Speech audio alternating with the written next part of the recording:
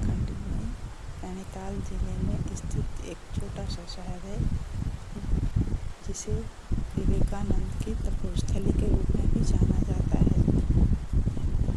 विवेकानंद जी को यहाँ पीपल के पेड़ के नीचे ज्ञान प्राप्त हुआ था, इसलिए काकड़ी घाट को विवेकानंद का बोध गया भी कहा जाता है। यूँ तो उत्तराखंड जो देवभूमि के नाम से विख्यात है, हमेशा से ही आध्यात्मिक ज्ञान का केंद्र रहा है, लेकिन इसमें काकड़ी घाट विवेकानंद के कारण प्रसिद्ध है। कहा जाता है कि अगस्त 1890 में हिमालय यात्रा के दौरान स्वामी विवेकानंद को काकड़ी घाट में स्थित पीपल के पेड़ के नीचे ज्ञान प्राप्त हुआ था। अगस्त 1890 में स्वामी विवेकानंद अपने शिष्य स्वामी अखंडानंद के साथ नैनीताल से पैदल अल्मोड़ा के लिए निकले थे। अल्मोड़ा की राह में तीसरे दिन वह लोग काकड़ी घाट में एक झरने के किनारे पानी की चक्की के पास ठहरे। इसके बाद स्वामी विवेकानंद स्नान करने के बाद पीपल के पेड़ के नीचे ध्यान करने बैठे।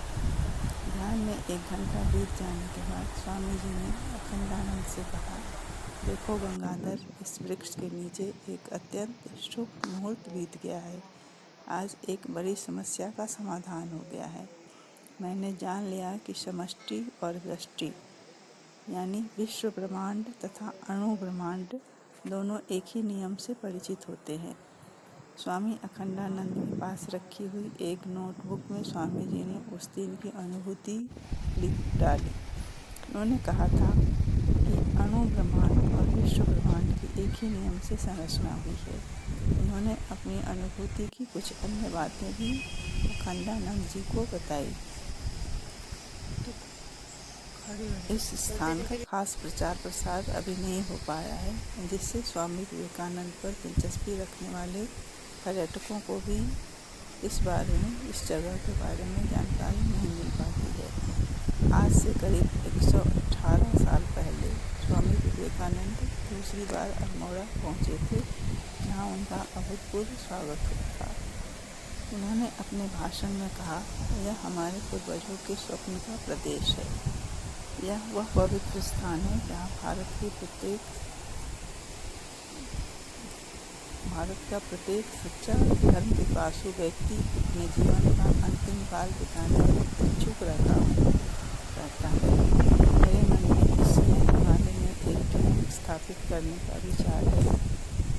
इसी स्थान को सार्वभौमिक धर्म शिक्षा के एक प्रधान केंद्र के रूप में भी मैंने चुना है। उन्होंने अपने संबोधन में आगे कहा था कि इन पहाड़ों के साथ हमारी श्रेष्ठता स्मृतियाँ जुड़ी हुई हैं। देव यहाँ एक केंद्र अवश्य होना चाहिए, जो केवल कर्म प्रधान न होगा, बल्कि निस्तब्धता, ध्यान तथा शांति की प्रधानता होगी।